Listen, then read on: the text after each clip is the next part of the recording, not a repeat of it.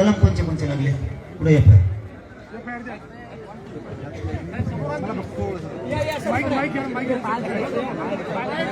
आता शांत बसा बाकीचं तुम्हाला शांत बसा म्हणून सांगितलं त्याच्यात 307 वाढवा 307 वाढवा त्या मुलीची छोट्या तिचं ते 2-3 घंटे त्यांनी अपहरण केलं ते अपहरणाचे पण कारण दोन म्हणजे नको आम्हाला तुम्हाला सहकार्य करायचंय आणि आम्हाला आमच्या छत्रपतीसाठी लेकीसाठी न्याय पाहिजे आमच्याकडून वाईट कृत्य कुठलंही होणार नाही कायदा सुव्यवस्था बिघडणार नाही खरं एक पोराव आम्ही तुम्हाला शब्द दिलाय पण मी 25 तारखेच्या नंतर सर ऐकणार मी 25 तारखेच्या नंतर राज्याला आव्हान करीन दादा एक खाली बस पूर्ण इकडे ओळख ओढत नाही इथं लागलेलं आहे पूर्ण कान कापलेलं आहे तिचा डोकं फुटलेलं आहे आणि एक सौरभ आपल्या सौरभचा हात मोडलेला आहे म्हणजे दगड टाकून जीवे मारण्याचा प्रयत्न सर त्या कलमात पोलीस स्टेशनचे 2 कर्मचारी होते त्या कलमात घेतला नसतं तर ते घ्यावं लागतील आणि मला एक मला त्या व्हिडिओ मध्ये असं दिसलं थांब रे मला त्या व्हिडिओ मध्ये सर असं दिसलं की इथं पोलीस बांधव होते काही खाली बसून अधिकारी एसपी साहेबांना आहे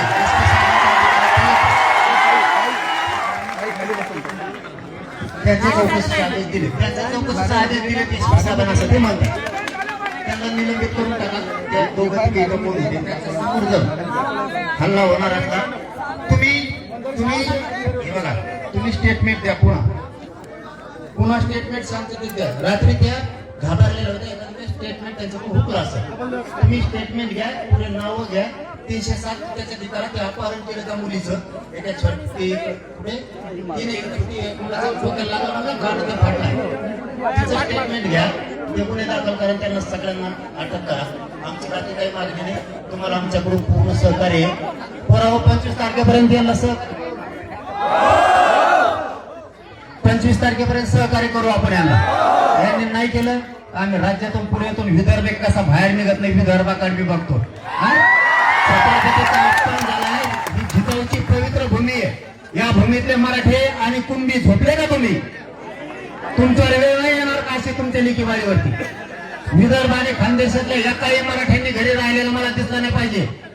मी पूर्ण आयुष्य तुमच्यासाठी झिजवलंय इथे जर पूर्व अन्याय होणार असला ना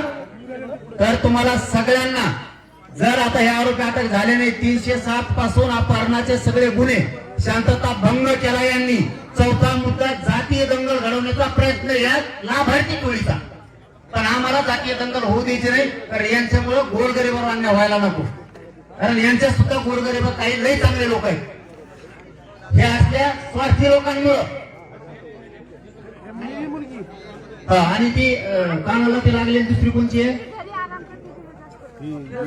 तिचे पण स्टेटमेंट आहे तिचं अपहरण केलं घाबरायचं कोणी नाही मी तुमच्या माग आहे सगळ्यांच्या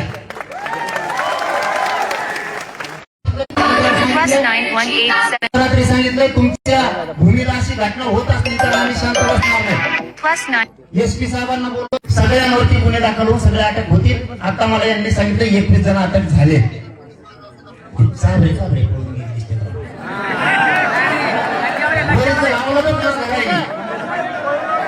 आणि ते लाभार्थी नाही जर थोडे व्यक्ती गटले हे चाभरे पळून गेले लवकर सापडत नाही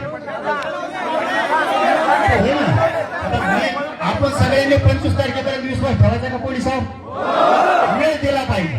काम करणाऱ्या अधिकाऱ्याला वेळ दिला पाहिजे नाही दिलं तर मी म्हणलं मी आहे तुमच्या माग यायला तुम्हाला सांगतो इथं काहीच नाही ती एकदा जर आवाज झालं ना तर कोण कोण आहेत ना आपण कारवाई करू त्यांची आपण कारवाई आपल्याला पण करता येते मी तात्या साहेबाला सुद्धा बोलतो महासंचालकाला गाडीत बसल्या ह्यो प्रयोग चांगला नाही यांनी केलेला छत्रपती शिवरायांचा अपमान पुतळा काढून फेकून दिले लय मात झाला नेऊ लय मात झाला ती महिलेला मारणं दादा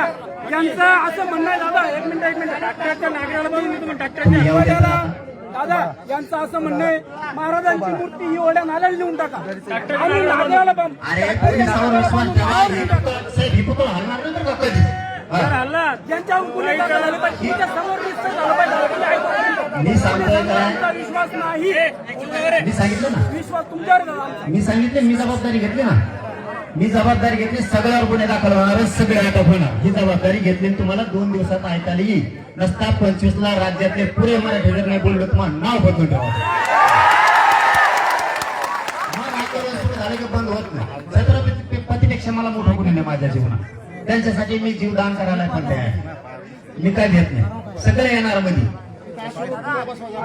आणि हे सांगते तीच 1 नंबरचा आरोपी करा खालीवर नका करू आणि कोणाचा दबाव आला प्रामाणिक सांगा तुमची नोकरी जाऊन देत नाही आणि दबाव घ्या जाणाराचं जर राजकीय करिअर उद्ध्वस्त नाही केलं ना तर जरांगीच्या अवलाद सांगणार तुम्हाला धक्का लागू देत नाही कोकळे साहेबाला 5 वाजेपर्यंत मुख्यमंत्र्याचा फोन करतात तुम्हाला मोकळे करणार जसे संतोष भैया देशमुखांच्या प्रकरणात पोलिसांना कुमार साहेबांना मोकळे होते काम करायचे तसे मोकळीक मिळणार कुमार साहेबाला सुद्धा आता महादेव मुंडेच्या प्रकरणात मोकळी घे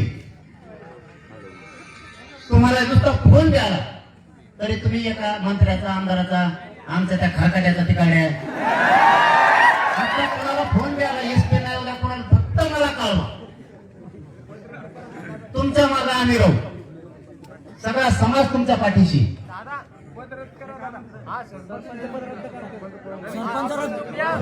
जेलमध्ये चांगल्या चांगल्या धुल्या उलार झाल्या तर सरपंच वाकडं तिकडे झालंय तिकडे एकदाच नादी लागलं तो वाकडं तिकडे झालंय चष्मा काढायचे डोळा सुटू माझ्या नादी लागलं सोपं नाही मी त्याला सांगितलं होतं तू माझ्या नादी लागू नको आणखी मी सांगतो आता चिखला गावात तुपले लोक तू आवरेव तू माझ्या नादी लागू नको लय जड जाईल तुला माझ्या समाजात आणि छत्रपतीत लय जीव आहे माझ्या समाजासाठी माझ्या किडनॅप पण गेल्यात मला चालता येत नाही आता इतक्या वेळ उभं राहिलो मला आता बसता येणार नाही माय बापा इतके हाल आहेत माझे पण मी हालत नाही या समाजाची छत्रपतीची शान आहे आणि ती शान वाढवण्यासाठी पठ्ठ्यात जगत होईल तुम्हाला कुठेही डाग लागू देणार नाही तुम्ही कसली काळजी करणार मी हिला रात्री सांगितलं होतं तू अर्ज कर तेव्हा न्याय मिळेल मी सकाळीच लागले पोलीस बांधवा समोर जर एवढा असेल तर कसं काय गुन्हे दाखल होत नाही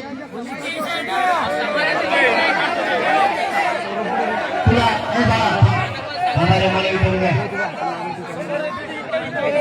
कोण सांगत फानत काय नाही सगळ्या गुन्हे दाखल कर तर पोलीस सोडवणार नाही हे जर नाही बा तुला खरं बोलायचं खोटं एक शब्द बोलायचा नाही मी खऱ्यासाठी काम करणार तुला 2-3 घंटे कुणी पळून नेलं का छोट्या पोरीला नेलं का हे कोणी मारलं तुला सरपंच आणि सरपंचाच्या बायकोला मारलं म्हणजे